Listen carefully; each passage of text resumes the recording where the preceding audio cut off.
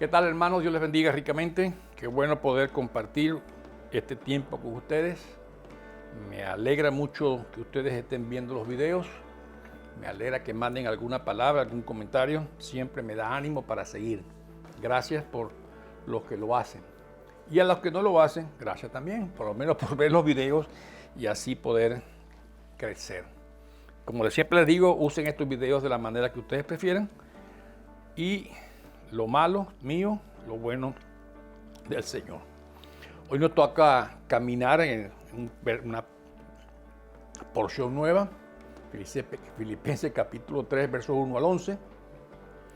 De hecho, les digo que es un pasaje bastante interesante. Yo creo que ustedes ya se han dado cuenta. El Señor se sigue moviendo, se sigue mostrando, así que aprovechemos el tiempo. Y vamos a orar, luego a leer la palabra. Y así continuamos con este estudio que nos toca esta semana. Gracias, vamos a orar. Padre, gracias por la oportunidad que nos da de estar aquí otra vez más y poder compartir por este medio tus palabras. Siempre te pedimos, Señor, que tú la uses, porque es tu palabra. Y dice que no vuelve vacía, sino que siempre puede traer fruto. Padre, que cada hermano que la reciba, que cada hermana que la reciba, pueda ser también guiado por el Espíritu Santo para sacar el provecho de ella. Haznos blandos, Señor, haznos dispuestos a la mano de tu Espíritu Santo. Él es nuestro consolador, pero también es nuestra guía, que tomará de lo tuyo y nos lo hará saber para guiarnos, Señor. Confiamos plenamente en lo que tú estás haciendo en este tiempo, en la vida nuestra, en la vida de la iglesia, en la vida de tu pueblo. Podemos descansar en ti, Señor. Gracias por la vida de hombres como Pablo, que dejaron tanta enseñanza para nosotros, y permítenos seguir estos ejemplos que ellos nos dan para que podamos vivir en ese carácter y esa altura que Pablo dice de acuerdo al llamado que hemos recibido, que es el Evangelio de Cristo. Guíanos, Señor, en este tiempo. En Cristo Jesús lo pedimos. Amén y amén. Bien, nos toca leer, como les dije, en Filipenses capítulo 3, versos 1 al 11. Lo voy a leer para ustedes, si ustedes pueden seguirme en su casa con su Biblia. Por lo demás, hermanos míos, alégrense en el Señor. Para mí no es molestia volver a escribirles lo mismo, y a ustedes les da seguridad. Cuídense de los perros, cuídense de esos que hacen el mal, cuídense de esos que mutilan el cuerpo. Porque la circuncisión somos nosotros, los que por medio del Espíritu de Dios adoramos, nos enorgullecemos en Cristo Jesús y no ponemos nuestra confianza en esfuerzos humanos. Yo mismo tengo motivos para tal confianza. Si cualquier otro cree tener motivo para confiar en esfuerzos humanos, yo más. Circuncidado al 8º día, del pueblo de Israel, de la tribu de Benjamín, hebreos de pura cepa. En cuanto a la interpretación de la ley, fariseo. Y en cuanto al celo, perseguidor de la iglesia. Y en cuanto a la justicia de la ley, que la ley exige, intachable. Sin embargo, todo aquello que para mí era ganancia, ahora lo considero pérdida por causa de Cristo. Es más, todo lo considero pérdida por razón del incomparable valor de conocer a Cristo Jesús, mi Señor. Por Él lo he perdido todo y lo tengo por estiércol, a fin de ganar a Cristo y encontrarme unido a Él. No quiero mi propia justicia que procede de la ley, sino la que se obtiene mediante la fe en Cristo, la justicia que procede de Dios, basada en la fe. Lo he perdido todo a fin de conocer a Cristo y experimentar el poder que se manifiesta en su resurrección y participar en su sufrimiento y llegar a ser semejante a Él en su muerte. Así espero alcanzar la resurrección de entre los muertos. Amén. Bueno, aquí vemos a Pablo que quizás después de un pasaje como el que estudiamos la semana pasada, donde estábamos estudiando en Filipenses 2, 19 al 30, donde prácticamente estaba casi terminando la carta. Por alguna razón, Pablo otra vez se mete a teología profunda, aunque por supuesto tiene mucha práctica también, esto que acabamos de leer, ¿verdad? Pero otra vez pasa a lo profundo, a lo hondo, por decir así, del mar, donde va a hablar fundamentalmente y profundamente de lo que cree y por qué lo cree y le da su basamento teológico en lo que está diciendo, ¿verdad? Es conocido realmente como uno de los pasajes más profundos en teología del Nuevo Testamento. Y aquí lo tenemos delante de nosotros, presentado por el apóstol Pablo. Y contiene básicamente dos ideas muy claras que quiero dejar especificadas desde el principio.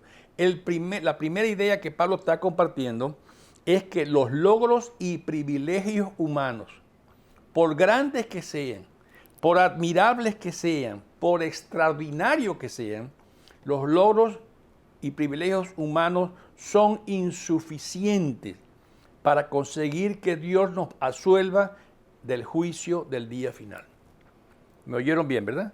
Cualquier logro mío, privilegio humano, es insuficiente para lograr que Dios me absuelva de mi culpa, de pecado, el día del juicio final. Y otro énfasis que hace Pablo muy claro es que solo Dios, quien nos ofrece el único medio para sacarnos de esta situación en que nos encontramos metidos. Solo es Dios. Y el pasaje anterior se ve hecho, como dije, muy práctico entre Timoteo y Epafrodito, y tenía cuestiones de teología. Ahora es al revés, mucha teología y también algo de práctica. Pero recordemos lo que dijimos la semana pasada y lo enfaticé varias veces. No puede haber divorcio entre lo que yo creo y mi práctica de vida, mi conducta. No puede haber divorcio entre mi teología y mi ética. Y mientras que pueda recalcarlo, lo voy a seguir recalcando, porque creo que es una situación donde todos estamos necesitando crecer. Compaginar lo que yo creo de la palabra de Dios con mi vida diaria, en mi familia, en mi trabajo, en la calle, donde yo me mueva. Son cosas prácticas que experimenta Pablo, especialmente a través de los falsos maestros que han llegado a las iglesias que él estaba fundando. Así que estemos claros que entre esta intención de todas estas convicciones de Pablo, teológicas de Pablo, y poner en práctica esto que está diciendo, lo hace a través de estas advertencias tan duras, ¿verdad? Y también ocurre lo que ya habíamos narrado, que parece ser que había como misioneros judaizantes que prácticamente iban atrás de cada iglesia que Pablo fundaba y empezaban a tratar de instruirlos con un evangelio distinto que dice Pablo. No es que haya dos evangelios, lo dice en otra parte. Y ya le había pasado a la iglesia de Gálatas, cuando estudiamos ese libro tan interesante de Gálatas. Ahora, Pablo se refiere aquí al evangelio judaizante, y por supuesto que no hay dos evangelios, pero es el énfasis que algunos están haciendo en la época de Pablo, y lamentablemente tenemos que decir en la época nuestra también hoy, que une la idea de la salvación por la fe en Cristo con la idea de que también si quisiéramos pertenecer a ese pueblo de Dios, ahora tendríamos nosotros que hacer algunas otras cosas más, como es aceptar en aquel momento, decían, la ley judía, a quien el mismo Pablo llamaba un yugo. Enseñaban que los creyentes, además de convertirse a Cristo, debían convertirse también al judaísmo, como para completar la salvación que ya Cristo les había dado, como completar aquello. Y Pablo se pone realmente serio y fuerte con esto. Se pone muy duro, especialmente cuando habla de estas cosas. Ustedes ven el ejemplo del versículo 3.2, ven de qué estoy hablando. Aunque empieza el capítulo 1 diciendo alégrense, es una carta de ánimo, pero igual había enfatizado ya varios pasajes antes. Por ejemplo, en el 1.17 ya Pablo había enfatizado aquellos predican a Cristo por ambición personal y no por motivos puros, creyendo que si van a aumentar las angustias que sufro en mi prisión. Y en el 2.21 también hace ese énfasis. Y ahora es más claro el énfasis que Pablo está levantando la advertencia: tengan cuidado porque estas cosas son serias. Yo diría que aquí divide todo esto casi en 4 partes, comenzando con el versículo 1, donde él habla de esa transición, ¿verdad?, a esta nueva sección, cuando le dice: por lo demás, por lo que ya les he dicho y por lo que les voy a decir, por lo demás, alégrense, hermanos míos, en el Señor. Y además dice que es por seguridad de ellos. Esto le va a proveer seguridad a ustedes. Luego, tiene otras 2 partes más. Exponer a los judaizantes su enseñanza y lo que estaban diciendo, en primer lugar.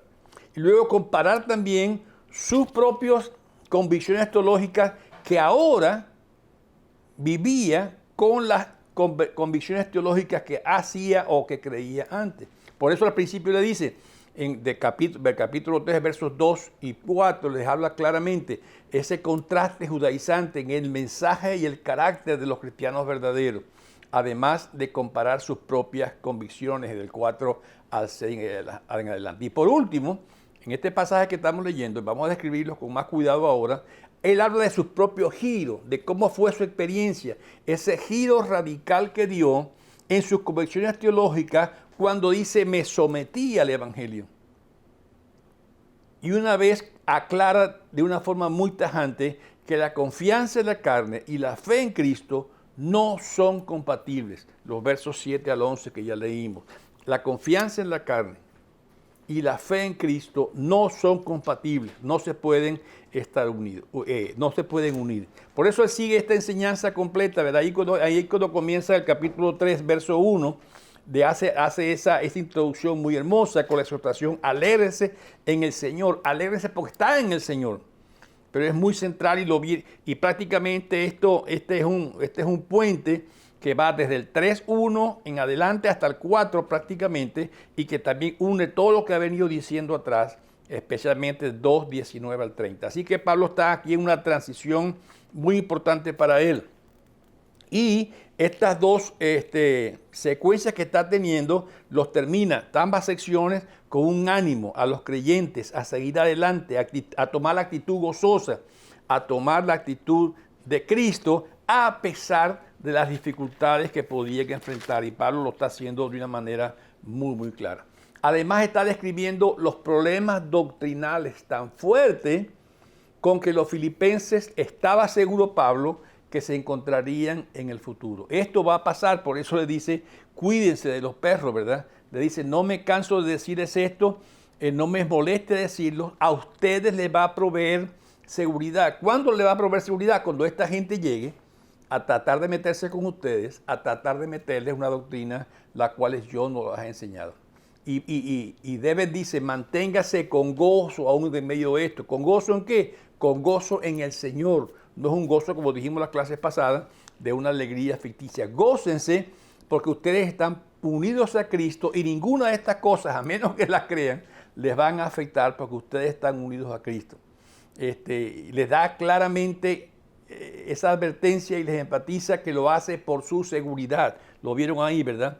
Y a ustedes les da seguridad, lo dice el final del capítulo 3 verso 1. Les da seguridad. Gócense en el Señor, esto les da seguridad, pues está buscando que el fundamento para ellos sea la fe y que no se debilite o se resquebraje cuando ocurran estas ideas que les van a llegar, porque pasó en otras iglesias y Pablo lo sabe que lo están como siguiendo con este tipo de cosas. Les hace ese énfasis muy claro. Luego, en el 3, en el mismo capítulo 3, los versos 2 al 4, él empieza a hablar del tema de la circuncisión, pero lo compara la verdadera y la falsa. Y empieza estableciendo ese contraste entre los judaizantes y los verdaderos cristianos. Es como decir, cuando él enfatiza, cuídense de los perros callejeros, cuídense de los criminales, cuidado con los que mutilan el cuerpo. Y a veces ese término perro, algunos lo dicen, pero bueno, ¿por qué Pablo lo llama perro, verdad? Quizás ese es un ejemplo que viene siguiendo desde el Salmo 59, 14 y 15. Repito para Gladys que está tomando las notas. Salmo 59, 14 y 15, donde él prácticamente estaba hablando de esta gente que viene a asaltar iglesias. Y en otros lugares les advierto que usa palabras también muy fuertes. Gálatas 2, 4 y 5. Gálatas 2, 4 y 5 los llaman obreros del maligno. En 2 Corintios 11, 13 al 15, repito, 2 Corintios 11, 13 al 15, lo llaman mutiladores, porque corta prepuncio, le dice, ¿verdad? Énfasis en lo externo y no en la gracia de Dios y la obra de Cristo Jesús. Pablo prácticamente describe en estas pocas palabras las doctrinas fundamentales de los judaizantes. Confían en la carne, confían en su obra personal y deja claro que ustedes, les dice claramente, ustedes son la verdadera circuncisión. Recuerda que Pablo estaba hablando de un contexto de la ley judía. Y para los judíos ellos eran solo el pueblo de Dios y como marca externa tenían la circuncisión. Pero Pablo los llama a estos de Filipo, que eran gentiles, no eran judíos, no eran circuncidados, los llama, ustedes son de la verdadera circuncisión. Y no que la otra era falsa porque no estaba puesta por Dios, pero se había tergiversado el principio que Dios había dicho, y lo vamos a ver un poco más adelante. Ustedes forman parte del cuerpo de Dios, ustedes forman parte del pueblo de Dios porque son ustedes la verdadera circuncisión. Y dice claramente que aunque ellos no eran circuncidados, así lo hacen. Y Pablo los incluye en eso. Y recuerden que para Pablo, como buen fariseo, como buen judío, como buen estudiante de la ley, no era fácil decir estas cosas, pero las había entendido por el evangelio que Dios les había revelado. ¿Y en qué se basaba Pablo a decir estas cosas? Él lo entendió porque entendía también todo lo escrito en el Antiguo Testamento. Recuerden, por supuesto, que en el tiempo de Pablo no había Nuevo Testamento, se estaba escribiendo. Pero ya Dios había hablado de mucho antes, en muchos versos sobre este tema. Primera de Samuel 16:7, si lo quieren buscar, Primera de Samuel 16:7, referente a David, y él lo aplica a esto. Recuerden, allá en Génesis 17 es donde Dios establece la circuncisión como señal visible que identificaba a los miembros de Cristo, a los escogidos. Pero muchas veces los israelitas sencillamente no percibieron el hecho de que la marca original de Dios no era un corte externo, era algo personal. Y por eso muchas veces se lo dijo el Señor, circuncídense de corazón, porque su corazón está desviado. ¿Quieren algunos pasajes comparados con esto? Jeremías 4:4, permiso, Jeremías 4:4, lo pueden buscar conmigo. Jeremías 4:4. Me pasé mucho, voy para atrás. Un poco más todavía. Correcto, 4:4. Miren lo que dice. Habitantes de Judá y de Jerusalén, marquen su corazón con la señal del pacto. Circuncídese para honrar al Señor. No sea que por la maldad de sus obras mi furor se encienda como el fuego y arda sin que nadie pueda apagarlo. Lo repito, ¿verdad? Circuncídense para honrar al Señor. Marquen su corazón con la señal del pacto. Más adelante, Jeremías 6:10 hace un énfasis también importantísimo.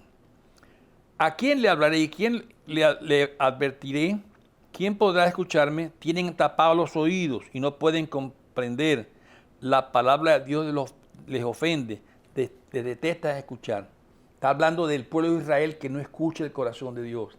Y Jeremías 9:25. Miren otro pasaje más ahí mismo en Jeremías. Lo voy a leer porque es importante. Lo demás se lo voy a dar para que ustedes lo lean. Pero esta parte, 9:25 de Jeremías. Vienen días, dice el Señor, en que castigaré al que solo haya sido circuncidado del prepucio.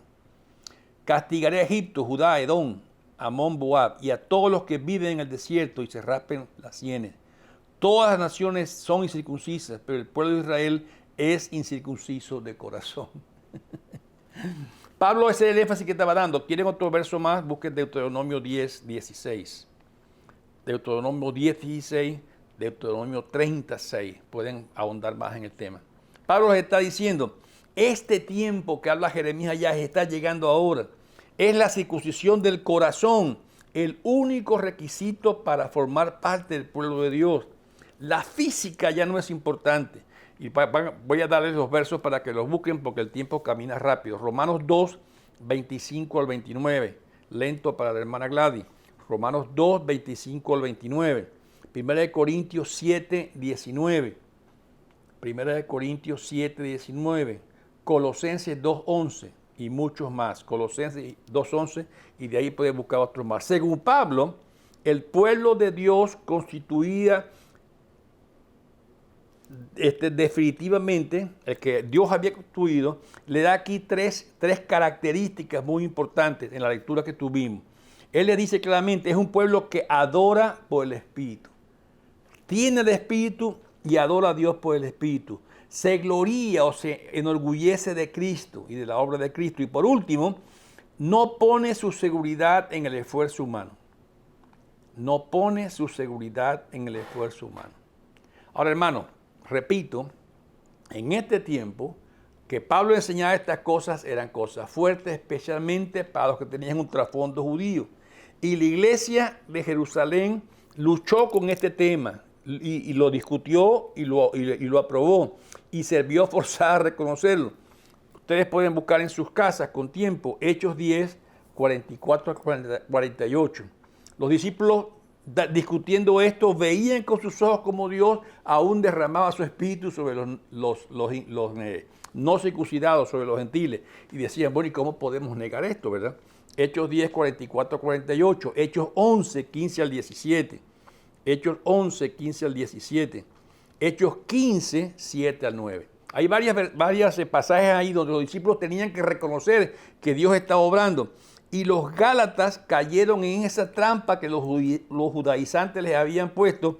Y Pablo no quería que esto volviera a ocurrir en la iglesia de Filipo.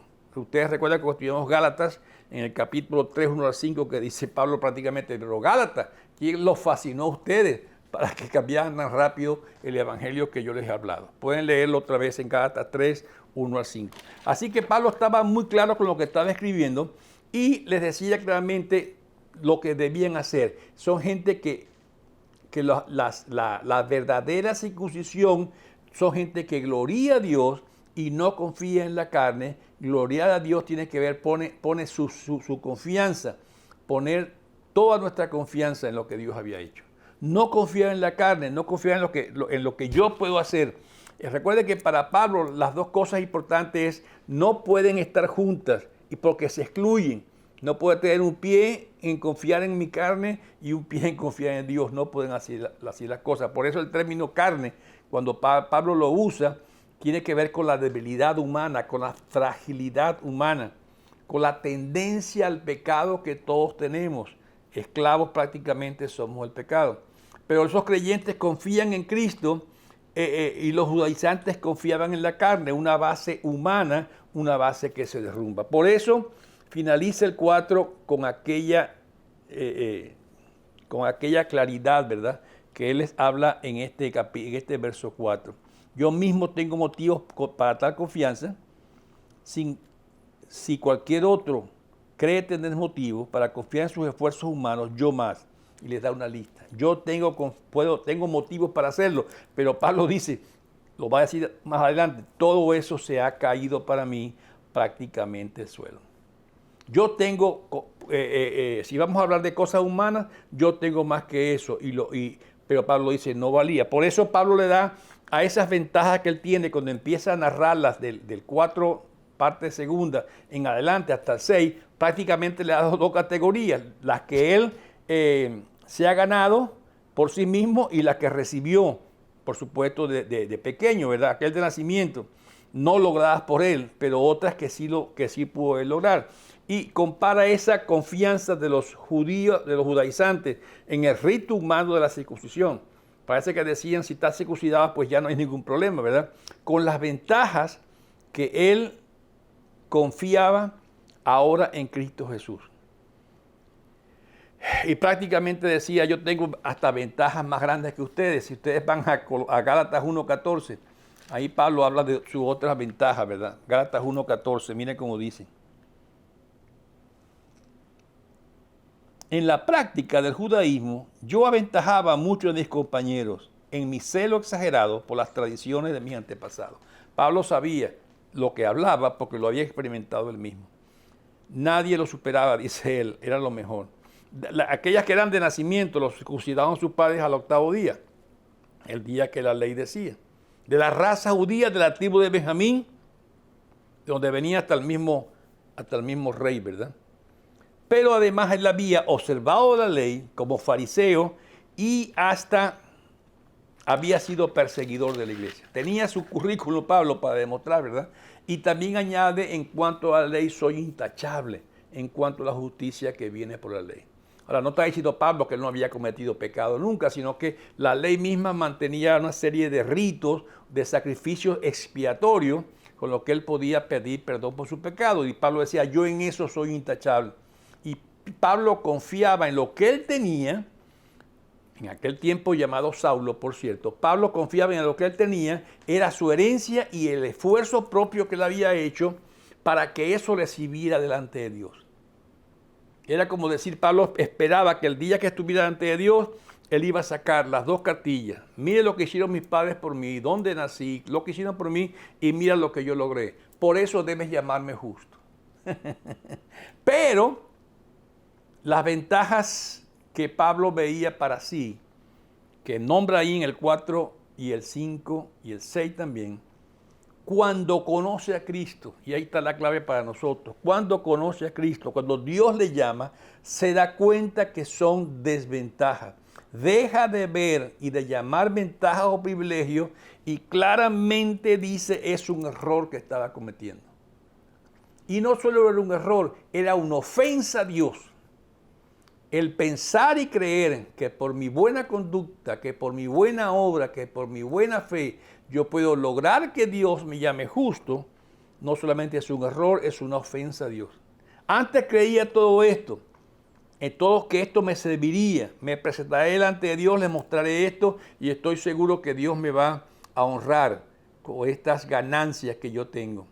Me declarará justo, pensaba Pablo, se llamaba Saulo en aquella época.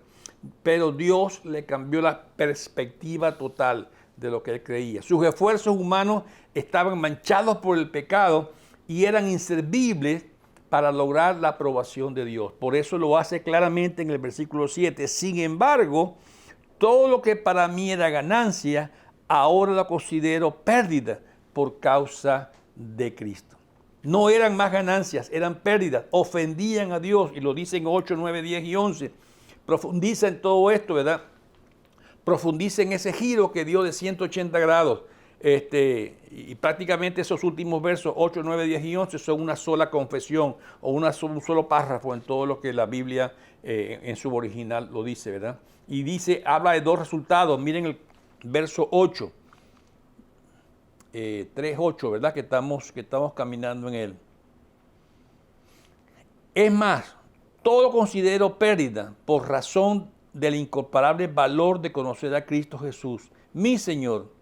Por Él lo he perdido todo y lo tengo por estiércol a fin de ganar a Cristo. Pablo descubre, o Dios le quita la venda de los ojos a Pablo y se da cuenta que todo lo que él traía para presentarse a Dios se le había convertido de repente en algo sucio, porque delante de Dios mis obras son trapos de inmundicia. Mis buenas obras son trapos de inmundicia. ¿Qué le puedo presentar yo a Dios? Y Pablo se da cuenta de eso y por eso cae prácticamente, dice, por el incomparable valor. Ahora sí tiene el valor correcto, ahora sí tiene el pedazo de tierra completo, ahora sí tiene la perla perfecta, la había encontrado. Y por eso Pablo dejó todo por aprovechar aquella perla, ¿verdad? La incomparable grandeza de conocer a Cristo, dice en el versículo 8. Pablo nos dijo que lo que había hecho era malo. Lo malo estaba en darle un valor equivocado. La educación teológica es buena, el estudio teológico es bueno, el aprender es bueno, hacer cosas es bueno, pero es el valor que le doy lo que se convierte en malo, cuando lo pongo como un valor que va a convencer a Dios. Con esa conversión Pablo dejó atrás la idea de ayudar a Dios en el proyecto de su justificación y tuvo que aceptar, como hoy lo entendemos, tuvo que aceptar que los medios para la justificación solo los puede proveer Dios y no ningún ser humano. Y lo resume diciendo, y conocer a Cristo Jesús, mi Señor. Ahora llama a Cristo Jesús, Señor. Conocer es reconocer por parte del hombre que la obediencia que le da a la revelación de Dios, que Dios ha hecho del mismo. La obediencia a lo que Dios dice. Comparar, quizás ustedes pueden buscar en Isaías 41:20, hablando de esa restauración de Israel. Para que, y vamos a buscarlo, Isaías 41:20, para que lo veamos un momento, que es bien interesante esa parte. Isaías 41:20, ya casi llego. Hablando de la restauración de Israel, ¿verdad? Y vamos a ver lo que dice especialmente 19 y 20. Plantaré en el desierto cedros, acacias, mirtos, olivos. En áridas tierras plantaré cipreses juntos con pinos y abetos, para que la gente vea y sepa y considere y entienda que la mano del Señor ha hecho esto, que el Santo de Israel ha hecho esto. Hablando de la restauración de Israel, pueden leer todo el capítulo 41. Dice que Dios hará esto, pero especialmente dice al final del capítulo 20, o el capítulo 20, el versículo 20, perdón, dice, para que la gente vea y sepa, considere y entienda que la mano del Señor ha hecho esto. Dios no comparte su gloria. Cuando Él hace algo, lo hace verdaderamente completo, pero para que la gente lo vea y sepa que es Dios quien lo ha hecho. El cambio de tu vida, el cambio de mi vida no lo hago yo, ni lo haces tú. Es Dios y la gente va a ver esto. Igual pueden leer ustedes en Jeremías 31, 33 y 34. Jeremías 31, 33 y 34. Esa restauración da a conocer la obra de Dios. Por eso la Biblia nos llama a nosotros como cartas abiertas, para que la gente las lea, ¿verdad? Y así lo hace el Señor. Pablo usa para enfatizar que reconocer ese acto de liberación de Dios hecho a través de Cristo Jesús, al cual Él se somete a esa señoría, el señorío de Cristo. Y dice, me trajo dos resultados grandes. Primero, el ganar a Cristo, que Él se encontraba ese día final, delante de Dios. Ahora por día, para rendir cuenta, no se iba a parar ahí con sus propios esfuerzos. No quería encontrarse frente a esa justicia de Dios por el cumplimiento de la ley, sino ahora estaba aferrado a la justicia de Cristo. Es interesante esto. A la justicia que Dios mismo proveyó y que podemos aceptarla por la fe en Cristo Jesús. Dice, no quiero procurar mi propia justicia. No puedo cumplir la ley. Así, por lo tanto, la ley no sirve. Y en 2 Corintios capítulo 5, 21, los que lo recuerdan también pueden, 2 Corintios 5, 21, dice, al que no conoció pecado, por nosotros Dios lo hizo pecado. Déjenme leerlo. Al que no conoció pecado, por nosotros Dios lo trajo como pecador. Lo trató como pecador, para que en él recibiéramos la justicia de Dios. Voy a leerlo de nuevo. Al que no cometió pecado, por nosotros Dios lo trató como pecador, para que en él recibiéramos la justicia de Dios. Miren este pasaje tan interesante. Dice que Dios no convirtió a Cristo en pecador, pero lo trató como pecador, para poder aplicar en él la ley y todo lo que había ofrecido Dios del castigo del pecado. Cuando Dios trata con nosotros, Dios no nos hace justos, humanamente hablando. Humanamente hablando, seguimos cometiendo muchísimos errores, pero Él nos trata como justos para con Él. Nos perdona, nos absuelve de pecado. ¿Quieren leer algo más importante sobre esto? Vean Romanos 3, 21 al 26. Se me está yendo el tiempo rápidamente. ¿Cómo? Por ese sacrificio de Cristo. Repito la cita, Romanos 3, 21 al 26.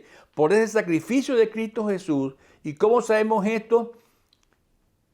La Biblia lo enseña. Ya le dije, Romanos 3, 21 al 26. Ahora, saber esto, hermano, saber esto no es suficiente. Saberlo y resaberlo. Esto cambia o puede cambiar radicalmente nuestro modo de vernos a nosotros, de ver a Dios, de ver a otros.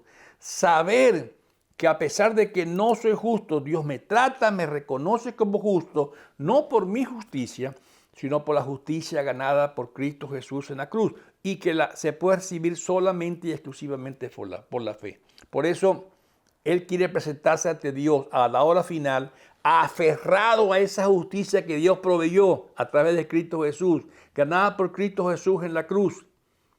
Y es donde Dios me absuelve. Ahora Pablo dice, ya tuve ese resultado, tengo a Cristo, tengo un segundo. ¿Cuál es ese? Además de ganarme a Cristo. Me identifico con Cristo en su muerte, en su resurrección, pero también me identifico con Cristo en su sufrimiento. Y quizás es la parte que no nos gusta mucho, ¿verdad? No nos gusta mucho, pero ustedes pueden buscar en 2 Corintios 4, 7 al 12. Repito, 2 Corintios 4, 7 al 12. 2 Corintios 6, 4 al 10. Puede leer un poco más de esto. 2 Corintios 6, 4 al 10. Y se refiere a ese sufrimiento de Cristo que Pablo también tuvo que soportar como consecuencia de ese llamado que tuvo. Su llamado a predicar a los gentiles.